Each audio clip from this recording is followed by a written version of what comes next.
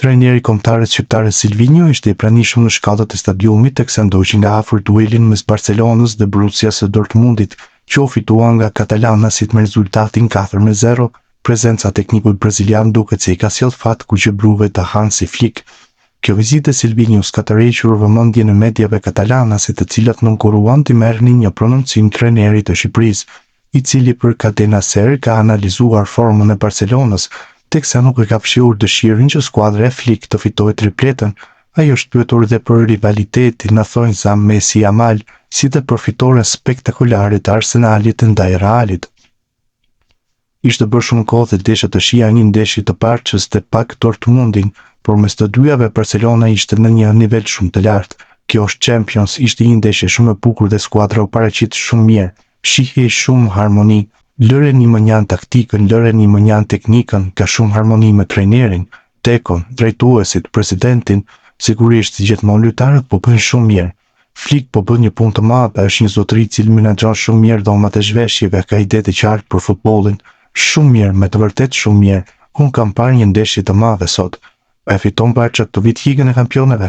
Pyetje e vështirë, ata që ja thash sot Dekos nuk do ju a them juve.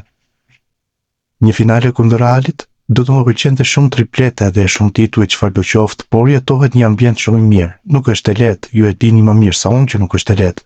Unë kam përjetuar një triplete. Barcelona është një rrugtim shumë të mirë me lojtarë të rinj, duke bërë një punë shumë të mirë nga fillimi deri në fund, me trajnerin dhe lojtarët protagonistë si gjithmonë. Ka ende shumë punë, por kam një ndjesi shumë të mirë. Unë kam përjetuar këtë situatë dhe i përgëzoj të gjithë, nuk mund të them asgjë më shumë.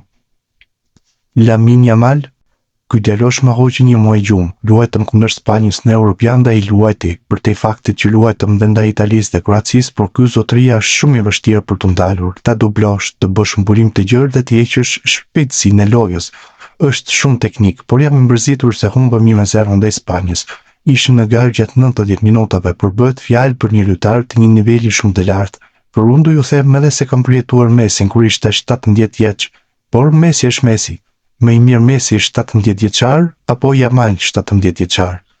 Unë për 3 ditë bëj 51 vjeç dhe kam eksperiencë, nuk do të përgjigjem pasi së pari Messi është Messi dhe çdo që tjetër lëre mbrapa. Top i ark për Rafinhën, a mund të takohemi nesër dhe të flasim? A u gëzova nga fitoria e Arsenalit ndaj Realit? Shumë. Çfarë spektakli, ekipi i Artetës është spektakël. Shumë mirë, gjithçka shumë mirë. Pastaj të shohim Bernabeu është Bernabeu, nuk është thjesht, por më mahnitën. Shqipëria?